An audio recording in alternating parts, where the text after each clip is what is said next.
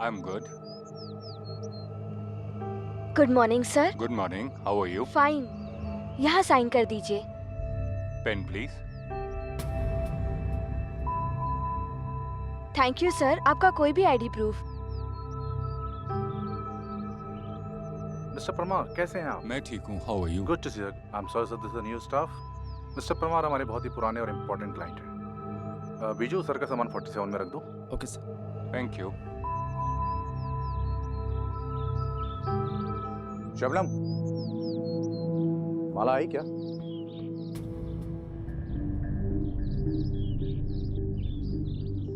ए, इधर आओ। टाइम क्या हुआ है? सॉरी सर, लेट हो गई। वो बेटी। यार तुम है ना, ज्यादा फायदा मत उठाया करो। मैं लास्ट वार्निंग दे रहा हूँ, अगर आगे से देर से आई तो काम से बाहर समझो। और अब खड़ी खड़ी मेरा मुंह मत देखो, जाओ और तैयार हो। Get out. काजल, तेरे पास सिटी भी नहीं गया? क्यों, क्या हुआ? अरे देख ना यार, जल्दी जल्दी में फट गया थोड़ा सा। तू भी ना। देखना है क्या? नहीं है बाबा। ओह,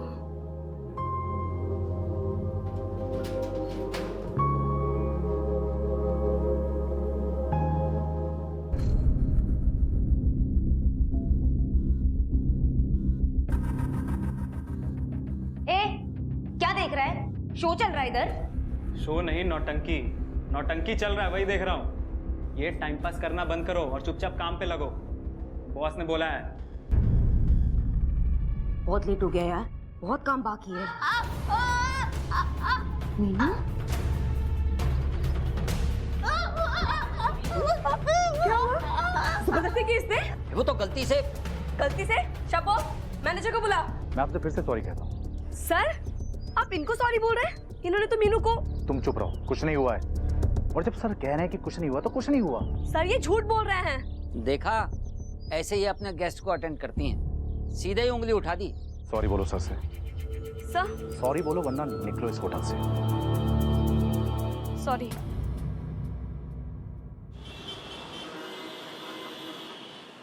ए चिंकी बेटा, देखो देखो कौन है। मम्मी आई। मम्मी। चल, હું જાઉં છું માલા। થેન્ક યુ માસી। आप है तो इसलिए मैं जा पाती हूँ, वरना એમાં શું થઈ ગયું માલા? और वैसे भी मुझे काम क्या होता है, चिंकी होती है तो मुझे भी अच्छा लगता है। चल, હું જાઉં છું। આવજે।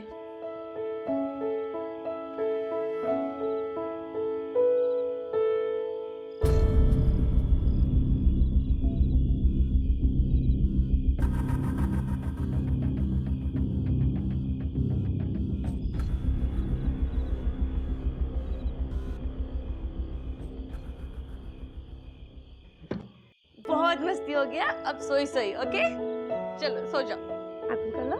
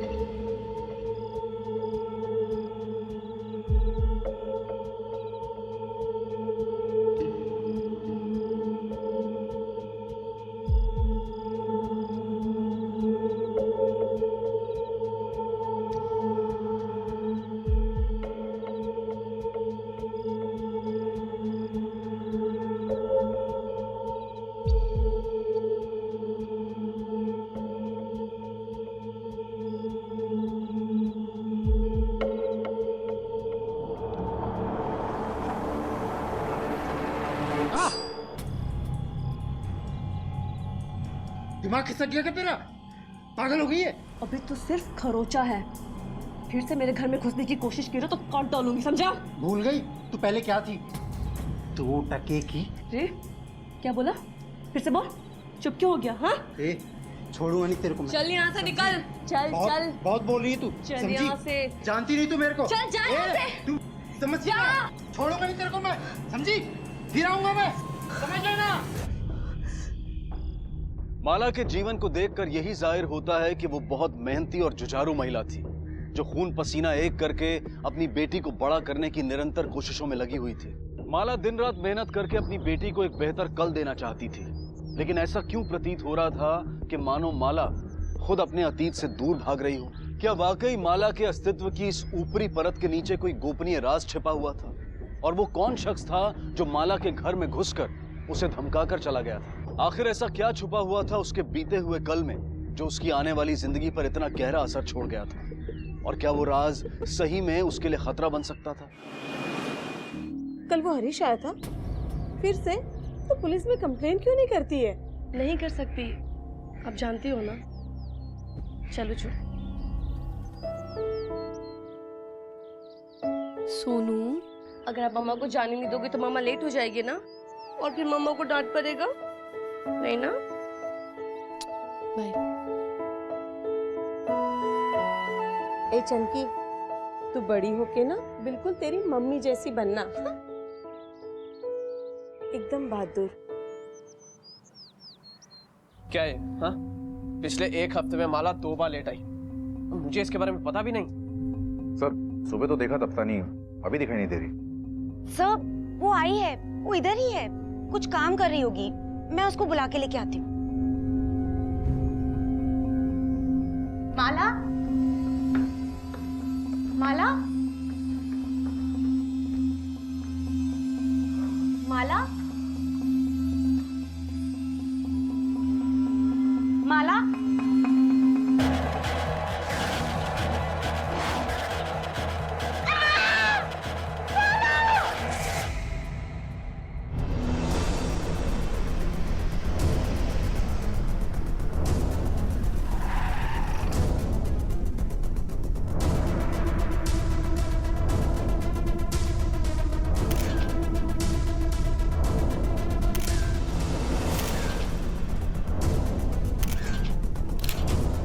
रूम को बैरिकेड करवा दो, कोई अंदर नहीं आना चाहिए। मुझे 2 शिफ्ट में 24/7 यहाँ पे कांस्टेबल चाहिए। सर, तिवारी। हाँ, क्या कह रहे थे आप? कौन सी मीटिंग? सर वो मैं ये कह रहा था। सर मैं हर हफ्ते एम्प्लॉयज़ की मीटिंग लेता हूँ उनकी प्रोग्रेस चेक करने के लिए। आप कौन? सर मैं प्रवीण, ओनर का बेटा। I look after you. इन्हें प्लीज बाहर ले जाइए, बाहर ले जाइए प्लीज। एक पल में माला के जीवन का अंत हो गया। एक पल में सारे सपने, सारी महत्वाकांक्षाएं, सारे मंसूबे मानो अस्तित्वहीन हो गए। माला की इस निर्मम हत्या के पीछे क्या राज था? वो कौन था या थी जिसने इतनी बेरहमी से माला को मौत के घाट उतार दिया था? ऐसे कई सवाल अब पुलिस के सामने थे। ये 47 में कौन रह रहा था? गेस्ट डिटेल्स मंगवाइए। Sir mister Parmar, mister MT Parmar. क्या बात है, आपको सारे गेस्ट के नाम याद है? सर एक्चुअली वो हमारे रेगुलर क्लाइंट हैं। अच्छा, तो अभी कहाँ है वो? सर मिस्टर परमार 2 दिन से ज़्यादा रुकते नहीं हैं। अब तक तो शायद चेकआउट कर चुके होंगे। कब? 8 बजे शायद। शायद क्या मतलब? आपको पता नहीं चेकआउट कब किया? सर मैं रोज़ 10 बजे आता हूँ, उससे पहले वो चेकआउट कर चुके होते हैं। रजिस्टर में एंट्री होगी, मैं लेके आता हूँ। जाइए। सर, आपको कुछ चेक करने की जरूरत नहीं है, मैं बताती हूँ आपको। खून हरीश ने किया है। उसको इतनी खुन्नस थी माला से कि वो एक दिन होटल तक पहुंच गया, रोज माला को टेंशन देता था।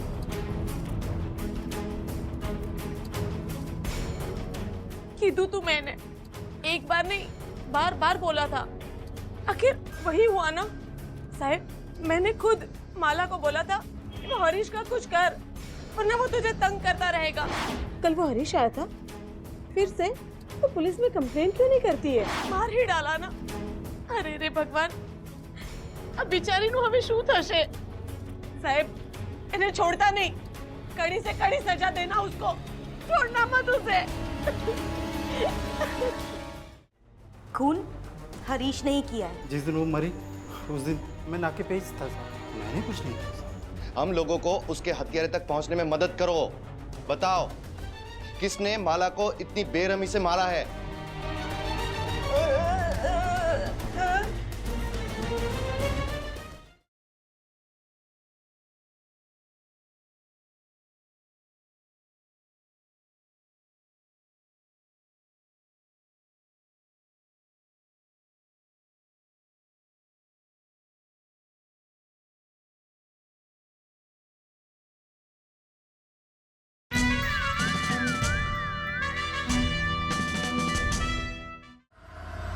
माला दिन रात मेहनत करके अपनी बेटी को एक बेहतर कल देना चाहती थी।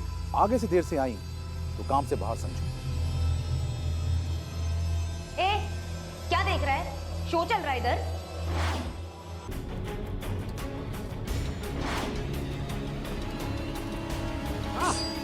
भूल गई तू पहले क्या थी? 2 टके की। जी क्या बोला? फिर से बोल। माला, पहले गुनाह तो बताओ साहब। तू नहीं जानता? माला के बारे में मेरे को क्या पता साहब? मर गई साली। अच्छा हुआ। साले क्यों रे, क्या बिगाड़ा था उसने तेरा? वो क्या बिगाड़ेगी साहब, उसको तो खाली धमकी देना आता था। किस बात की धमकी? अरे छोड़ो ना साहब, मर गई ना, हवे सू बुलवानो। चुपचाप बता, तुम दोनों के बीच चल क्या रहा था? अरे सर, जो औरत मर्द के बीच चलता है वही चलेगा ना साहब, आप भी ना। नहीं साहब। बोल। नहीं साहब। हंस हंस। नहीं साहब। बंद हो गई तेरी हंसी? हाँ? तोड़ दूं उंगली तेरी? नहीं बोल। साहब। नहीं बोल, क्यों डराता था उसे? बोल, क्यों धमकाता था? नहीं। मार डाला तूने? नहीं मारा, नहीं मारा साहब। नहीं, प्लीज छोड़ दीजिए साहब, प्लीज। बोल। साहब मैंने कुछ नहीं किया साहब। जिस दिन वो मरी उस दिन मैं नाके पे ही था साहब, पत्ते खेल रहा था साहब। एक बड़ा हाथ भी मारा साहब। वो 4 लोग और थे, राजू भाई, जीतू, चिंटू परेरा और सुनील। चाहो तो आप उनसे पूछ लो, मैंने कुछ नहीं किया साहब। सर, हरीश सच कह रहा था। उस दिन वो पूरा दिन नाके पे ही था। वहाँ के कई लोगों ने उसे वहाँ देखा है। लगता है उसे छोड़ना पड़ेगा। कुछ न कुछ इन्फॉर्मेशन उसके पास जरूर होगी। पीछा जो करता था उसका, सड़ा उसे बेंच पर। और कोई इन्फॉर्मेशन? सर, फोरेंसिक रिपोर्ट इसके मुताबिक कमरे में किसी भी चीज पे कोई खून के निशान नहीं थे। क्लियर है, किसी भारी चीज से वार किया गया है और हमारी इन्वेस्टिगेशन में वो चीज हमने मिस कर दी है। क्या हो सकती है ये भारी चीज? ये तो होना ही था। अब ऐसी लड़कियों का यही हाल होता है ना साहब। ऐसी लड़कियां मतलब? कुछ याद है उस दिन किसी को देखा था तुमने यहाँ? कोई अजीब बात, कोई इंसान, कुछ याद है तुम्हें? मैंने आपको बोला ना सर, वो हरीश वो बहुत कमीना है। एक बार तो वो होटल के अंदर भी घुस गया था, किसी को नहीं पता कैसे। मुझे तो उसी पर शक है।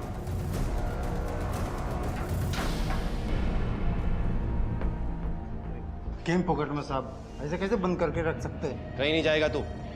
बहुत सवाल करने हैं तेरे से। हमें ये पता लग चुका है कि माला क्या काम करती थी वगैरह वगैरह। कब से जानता था उसे? अब वो 4 साल पहले मिला था। क्या यार, कोई आ ही नहीं रहा है। पक गई हूँ मैं।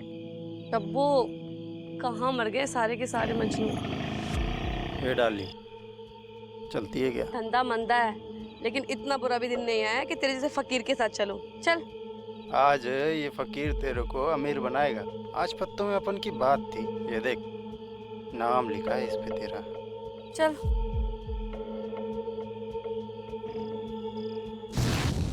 उस दिन से तो जैसे अपना रोज का मिलना जुलना हो गया था साहब। फिर अचानक पता चला वो पेट से थी। साला सब बंद हो गया उस दिन से। और वो बच्चा तेरा है? मुझे क्या पता साहब, ऐसी लड़कियों का क्या भरोसा। कूड़ेदान में तो सबका कचरा होता है ना साहब। अब किसका कचरा कौन सा है ये थोड़ी बोल सकते हैं।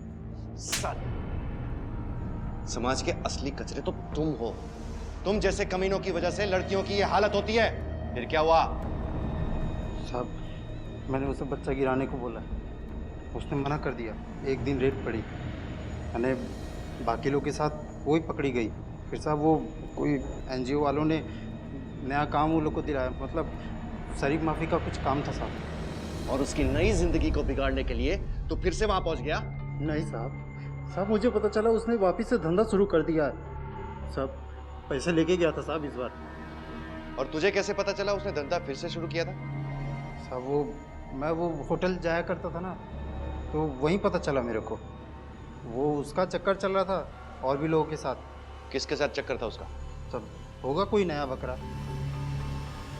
वेश्यावृत्ति से जुड़ी माला जैसी महिलाओं के रिहैबिलिटेशन के लिए सरकार और निजी संगठन कई योजनाएं चलाते हैं, लेकिन बदकिस्मती से कई महिलाएं दोबारा इस जिस्म फरोशी के दलदल में खींच ली जाती हैं, फांस ली जाती हैं। और इसकी जिम्मेदार सिर्फ खुद ये महिलाएं नहीं हैं, बल्कि हमारा समाज भी है। जो इनके पुनर्वसन का प्रचार तो करता है लेकिन इनकी आलोचना करने से भी बाज नहीं आता। वास्तव में वो समाज ही है जो माला जैसी अनगिनत महिलाओं को उनका अतीत भूलकर आगे नहीं बढ़ने देता। क्या माला भी समाज के इसी दोगले रवैये का शिकार थी? क्या उसके भविष्य की हत्या उसके अतीत के हाथों हुई थी? आए दिन प्रोस्टिट्यूशन से बचकर भागने वाली लड़कियां फिर से उसी चंगुल में फंसती है। कहीं माला भी उसी तरह से? उस पर तो अपनी बेटी को बड़ा करने का प्रेशर भी था। हो सकता है कि उसका कोई पुराना क्लाइंट होटल में मिल गया हो इत्तेफाकन। हो सकता है, या फिर पैसों का लालच। शाह, उस दौरान जो गेस्ट वहां पर रुके थे उन सबकी लिस्ट थी ना तुम्हारे पास? सबसे पूछताछ की? सर सबसे पूछताछ हो गई, सिर्फ उस परमार से कांटेक्ट नहीं हो पा रहा जिसने उस दिन उस रूम से चेकआउट किया, और मैनेजर ने अभी अभी बताया कि उसने ऑफिशियली चेकआउट भी नहीं किया है। इतनी खास इंफॉर्मेशन वो अभी दे रहा है? इस परमार का एड्रेस निकालो, दर्शन देने का टाइम हो गया है। मुझे नहीं पता कि वो कहाँ है। वापी में प्लांट से माल लेने के लिए जाते हैं और वहीं रहकर आते हैं। नॉर्मली 2-3 दिनों में वापस आ जाते हैं। पता नहीं इस बार ऐसा क्यों। उनका कोई फोन वोन आया था? नहीं, मैंने ट्राई किया था लेकिन लग नहीं रहा था। लेकिन आप उन्हें क्यों ढूंढ रहे हैं? क्योंकि हमें कुछ इंफॉर्मेशन चाहिए। कहाँ गए वो? अहमदाबाद शायद। वहाँ पे कोई परिवार वगैरह है? कोई रिश्तेदार जिनका एड्रेस मिल सके? हाँ, एक डायरी है, मैं लेकर आती हूँ। देखिए, हमें ऐसा क्यों लग रहा है कि आप हमसे कुछ छुपा रही है? नहीं नहीं, ऐसा तो कुछ नहीं है। अभी तो सिर्फ पूछताछ चल रही है, लेकिन इन फ्यूचर हमें ये पता चला कि आपने हमसे कुछ छुपाया है तो बहुत बड़ी मुसीबत खड़ी हो सकती है। बेहतर यही होगा कि आप हमें बता दें। वो कुछ दिनों से मुझे ऐसा लग रहा है कि मुझे शक था कि शायद उनका किसी के साथ वापी में शायद कोई और औरत है। लास्ट टाइम की तरह इस टाइम नहीं होगा वो। मैं पहुंच जाऊंगा। एक मीटिंग है, उसके बाद मैं डायरेक्टली 7 बजे होटल पहुंचूंगा। लेकिन एक बात बोल दूं, किसी और क्लाइंट को अपना टाइम वाइम मत देना। इस बार मेरे को तेरा पूरा वक्त चाहिए, बिना झिक-झिक के, समझी ना?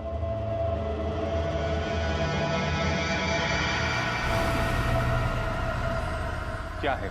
किससे बात कर रहे थे? काम की बात थी, डीलर से बात कर रहा था। मिलना है उसको वापी में। और ये क्लाइंट के बारे में सब? मैंने बोला ना, काम की बात थी। वो डीलर अगर दूसरे क्लाइंट के पास चला गया तो 2 दिन तक मुझसे नहीं मिलेगा। सर इस परमार को किसी ना किसी तरह ढूंढ के निकालना होगा। एक तो उसकी बीवी का शक, और ऊपर से वो गायब है। सर ये आदमी 100% इस केस में इन्वॉल्व है। उसके कॉल रिकॉर्ड्स निकलवाओ, सिग्नल ट्रायंगुलेट करके उसका लोकेशन ट्रेस करो। इस प्रोस्टिट्यूशन के एंगल की वजह से इन्वेस्टिगेशन का रुख बदल गया है। अगर माला फिर से ये धंधा करती थी तो ऑब्वियसली उसका एक क्लाइंट तो हो नहीं सकता। सर ये भी तो हो सकता है कि होटल से जुड़ा कोई ऐसा आदमी हो जिसे माला पे गुस्सा आया हो, क्योंकि उसने ये सब फिर से शुरू कर दिया। डेफिनेटली हो सकता है। इसलिए हमें नए एंगल से फिर से पूछताछ करनी होगी, होटल से जुड़े हर एक आदमी से, खासकर सुधा देसाई जिसने सबसे पहले माला को नौकरी दी। वहां से शुरू करते हैं। जी सर। इंस्पेक्टर साहब, जब भी मुझे मौका मिलता है I like to help these girls. अगर मैं इनके लिए कुछ कर सकती हूँ तो क्यों ना करूँ। अगर मेरी हेल्प से इनकी जिंदगी बदल जाती है देन व्हाई नॉट। अब आप ही देखिए ना, 1 साल हुआ है मीनू, माला और शबनम को यहाँ आए हुए। कितनी डिग्निफाइड जिंदगी बिता रही हैं तीनों। दोनों? ओया, दोनों। आपकी हाल ही में माला से कुछ बात हुई थी? उसका होटल में किसी स्टाफ के साथ या किसी कस्टमर के साथ कोई खास लगाव? देखिए इंस्पेक्टर साहब, मैं इस होटल में ज्यादा इन्वॉल्व नहीं रहती हूँ। मेरा बेटा प्रवीण वही मैनेज करता है सब कुछ। आई डाउट कि उसे कुछ भी पता होगा, लेकिन हाँ, डे टू डे बेसिस पे हमारे मैनेजर को सब पता था। लेकिन ये हमारी गलती कहिए या जो भी कहिए कि हमने ध्यान नहीं दिया, हमने सब कुछ अपने मैनेजर पर छोड़ दिया। वैसे भी इन तीनों लड़कियों का यहाँ एम्प्लॉय करना हमारे मैनेजर को कभी पसंद नहीं था, क्योंकि शायद वो प्रोफेशनली करेक्ट भी था, क्योंकि उसके हिसाब से इन लड़कियों को एम्प्लॉय करने से हमारी होटल की रेपुटेशन जाती है। And I am really hurt कि माला दोबारा इस प्रोफेशन में चली गई है। मेरी उन तीनों से कोई पर्सनल प्रॉब्लम नहीं है, और माला से तो बिल्कुल नहीं। वो तो ये सब छोड़ के नौकरी करके अकेले एक बच्चे को बड़ा कर रही थी, जो कि आसान नहीं है, लेकिन माला कर रही थी। और जब मुझे पता लगा कि वो ये सब छोड़ के उसने ये धंधा फिर से शुरू कर दिया है तो मुझे दुख हुआ। आप चाहें तो और लड़कियों से पूछ सकते हैं, मैं एकदम सच कह रहा हूँ। हाँ सर, वो सिर्फ दिखाता है कि वो सख्त है, अंदर से वो मोम है। अच्छा है बेचारा, उसे सच में हमारी परवाह है। प्रॉब्लम तो क्या प्रॉब्लम तो क्या, बोलो, डरो मत। प्रॉब्लम तो सर प्रवीण सर को है। वो पहले से ही हमसे चिढ़ते थे। वो तो सुधा मैम ने बोला इसलिए वो मान गए, वरना तो। और जब से पता चला कि हम तीनों में से किसी ने धंधा शुरू कर दिया है, तब से तो वो। जल्दी जल्दी इधर आओ जल्दी। इधर आ जल्दी, इधर आ। क्या हो रहा है यहाँ पे? हाँ, क्या हो रहा है यहाँ पे? मेरे रिजॉर्ट में जो भी होता है ना, मुझे सब समझ में आ जाता है। मेरी माँ ने तुम लोगों पे तरस खाया, तुमको यहाँ पे नौकरी दी, हाँ, तुम पे विश्वास किया। मैंने उसे पहले ही बोल दिया था तुम लोग विश्वास करने के लायक नहीं हो। मुझे ना सीधा जवाब चाहिए। चुपचाप मुझे बता दो, तुम तीनों में से ये गंदा काम कौन कर रहा है यहाँ पे? कौन कर रहा है प्रोस्टिट्यूशन यहाँ पे? जो भी मेरे रिजॉर्ट में होता है ना, मुझे सब कुछ समझ में आ जाता है। और मैं उन कस्टमर्स को कुछ नहीं कहूँगा। तो बेहतर होगा कि तुम तीनों में से जो भी ये कर रहा है ना, मुझे 48 घंटे में बता दे। 48 आवर्स, 48 घंटे हैं तुम लोगों के पास, फिर तो ना तुम तीनों यहाँ से बाहर जाओगे। बहुत भड़क गए थे सर। हम तीनों के लिए बहुत खुन्नस भर गई थी उनके अंदर। कहने लगे कि हम लोग होटल का माहौल खराब कर रहे हैं, लेकिन सुधा मैम बहुत अच्छी हैं, उन्होंने ही हमको बचाया। तो कौन था वो? क्या?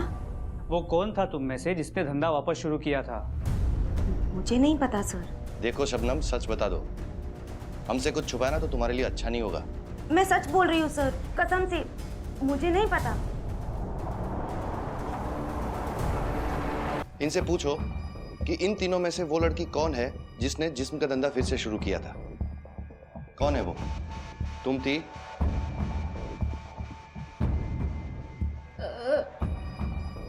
नहीं, मैं सोच भी नहीं सकती हूँ। बहुत मुश्किल से छुटकारा मिला है।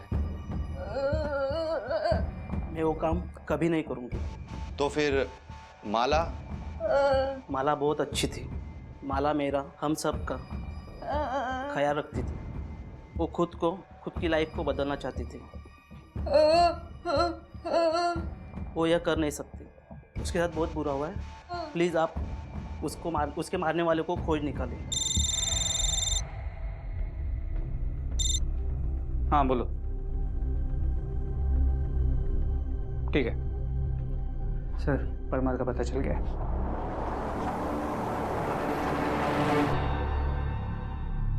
अरे सर, मैं सच बोल रहा हूँ, मेरा इससे कुछ लेना देना नहीं।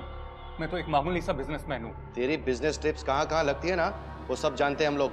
सीधी तरह से बता, वरना इतने डंडे मारूंगा ना कि बिजनेस करना भूल जाएगा तू। माला के साथ तेरा चक्कर कब से चल रहा था? माला? कौन माला? ये माला जिसका तूने खून किया है। अरे इसको तो मैं जानता भी नहीं सर। मुझे तो ये भी नहीं मालूम इसका नाम माला है। हाँ, मैंने इसको होटल में जरूर देखा, लेकिन वो भी दूर से। उसके बाद एक बार बात भी हुई मेरी उससे, लेकिन उसके 5 मिनट बाद मैंने इसको मुर्दा पाया। तो फिर भागा क्यों वहां से, वो भी बिना चेकआउट किए? क्योंकि मैं डर गया था सर। ये सब देख के मैं डर गया था। मुझे कुछ समझ नहीं आ रहा था। अब सॉरी सर, मैं बाद में आती हूँ। अरे कोई बात नहीं, कोई बात नहीं, आप कर लो। वैसे भी मुझे वॉशरूम में टाइम लगने वाला है, आराम से करो।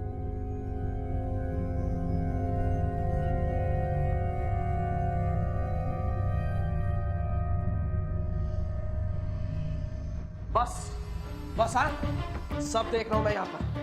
तुम गलत समझ रहे हो। मैं कुछ गलत नहीं समझ रहा। हाँ, सब पता चल गया मुझे। तुम ये सब गंदे काम कर रही हो ना।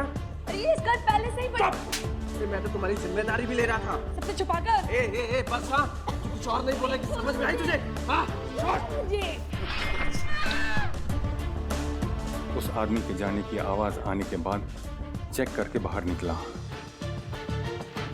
तो जमीन पर पूरा खून था। मैं इन सब में फंसना नहीं चाहता था। सामान समेटा और भाग गया वहां से।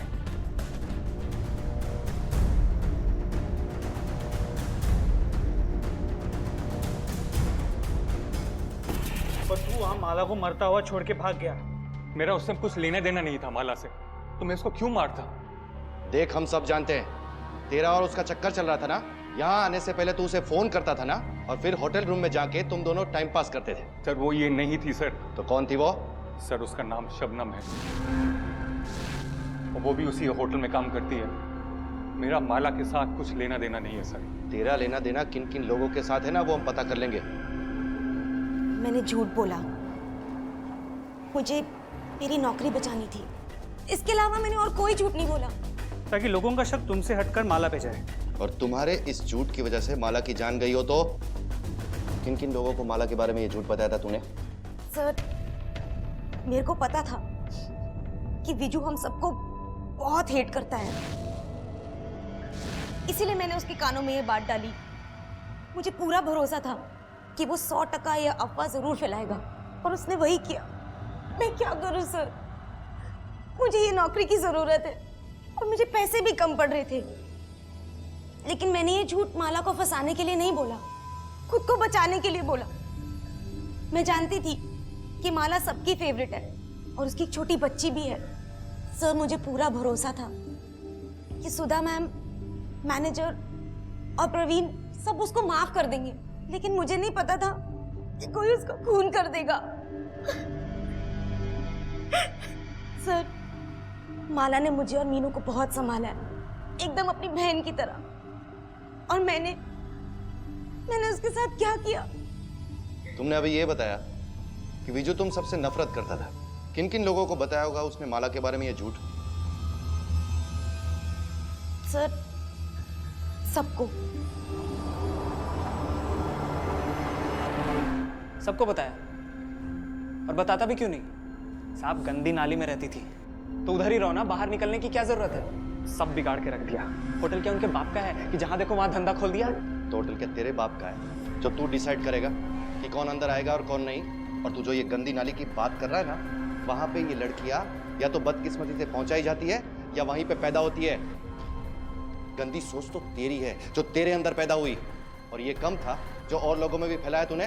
गंदगी तूने फैलाई, उन लड़कियों ने नहीं, समझा? विश्वास नहीं होता ना? एक अकेली असहाय औरत असंख्य कठिनाइयों से जूझकर किसी तरह अपनी इकलौती बेटी को बड़ा करने का प्रण लिए जीती है। हिम्मत से डटकर हर मुश्किल का सामना करती है। इतना ही नहीं, अपने अतीत को पीछे छोड़कर उस पर भी विजय पा लेती है, पर आखिरकार हार जाती है एक अफवाह के सामने। अपने स्वार्थ के लिए फैलाया गया एक घिनौना झूठ बना माला का अंत। इससे यह साबित होता है कि एक मामूली अफवाह का परिणाम भी अत्यंत भयानक हो सकता है। इसलिए बेहद जरूरी है कि ना तो हम अफवाहों को पनपने दें और ना ही इन्हें फैलने दें। माला की हत्या का कारण तो पुलिस के सामने था, लेकिन हत्या करने वाला अब भी अदृश्य है। तो देखा जाए तो मोटे ऑलमोस्ट हर किसी के पास था ये परमार। इसका तो सारा कच्चा चिट्टा हमारे सामने। हो सकता है इसने माला के साथ जबरदस्ती करने की कोशिश किया, माला ने इनकार कर दिया और इसका अपने गुस्से पे से काबू हट गया।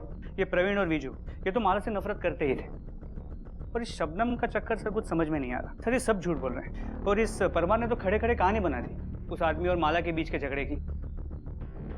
क्या कहा था उसने? किसी भारी चीज से वार? सर हमने पूरे कमरे की फोरेंसिक जांच की है, कुछ नहीं मिला। कुछ नहीं मिला क्योंकि वो चीज वहां पर मौजूद थी ही नहीं। वारदात वाले कमरे में जो ये लोहे का शो पीस था, वो स्टैच्यू हर एक कमरे में था। समझे तुम? जी सर।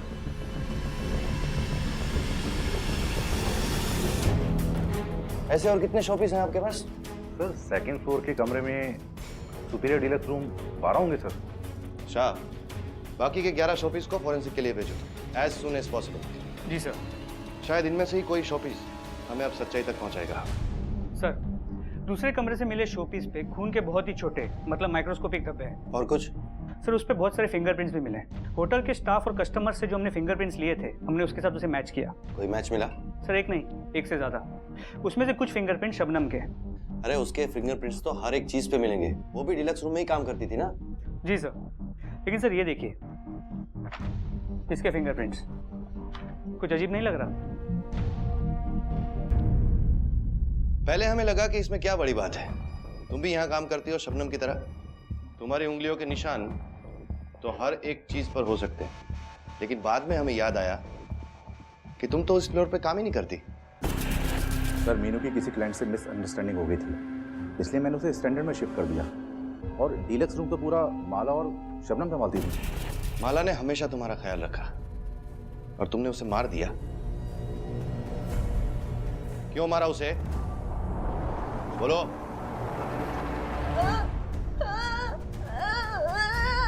मैंने नहीं किया, मैंने नहीं मारा। माला दीदी थी मेरी, मैं उससे बहुत प्यार करती थी। लेकिन जब मैं उसे बुलाने गई तो मैंने देखा माला दीदी को मारते। उसने मुझे धमकी दी, मैं डर गई, इसलिए खून वाली मूर्ति छुपाने में मदद की।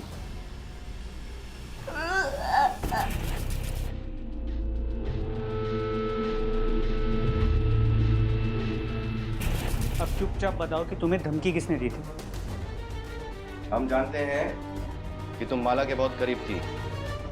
हम लोगों को उसके हथियारे तक पहुंचने में मदद करो। बताओ, किसने माला को इतनी बेरहमी से मारा है?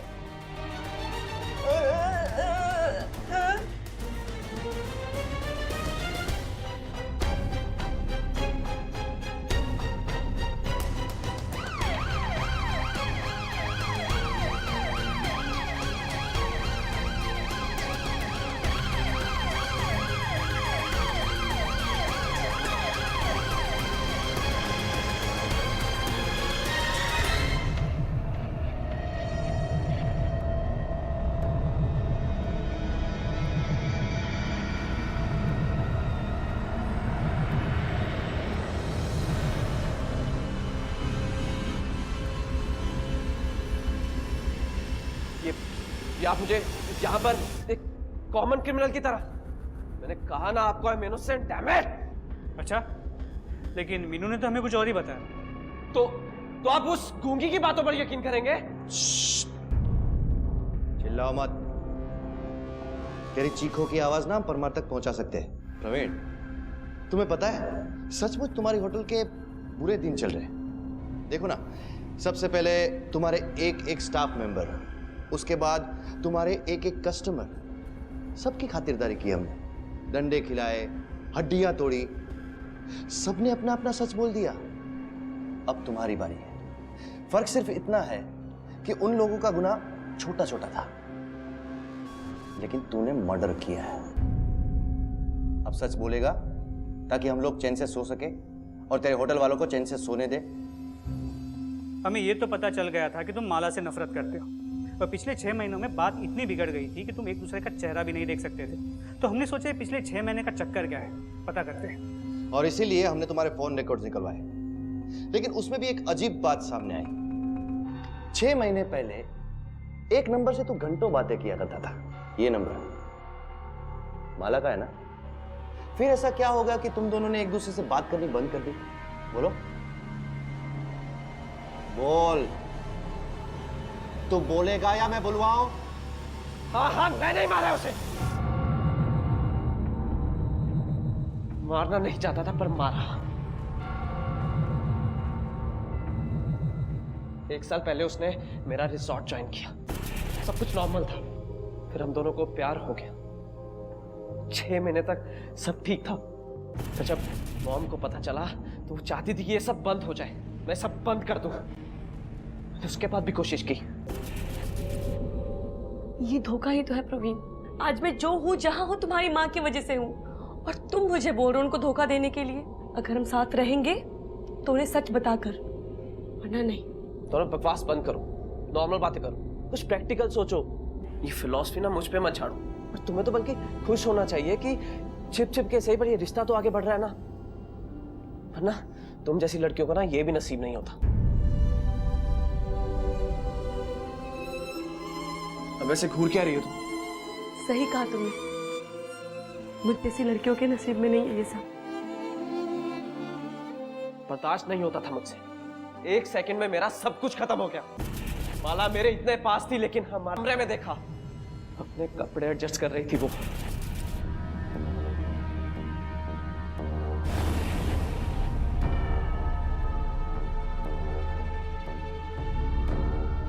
ओह, तो ये सब हो रहा है यहाँ पर? ये है तुम्हारी असलियत?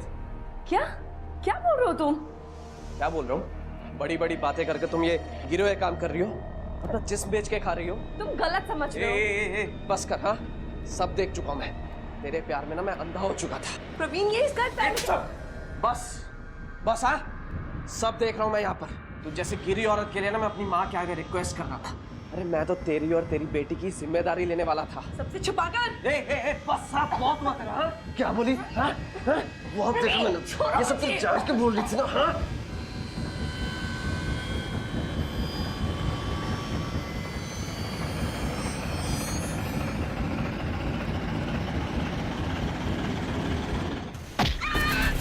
भरोसा किया था मैंने उस पर, बहुत भरोसा किया था, लेकिन उसने क्या किया?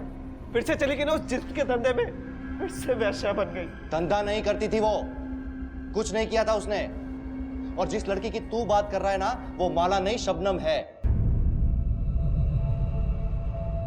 ये शबनम ने पैसों के लिए फिर से धंधा शुरू किया।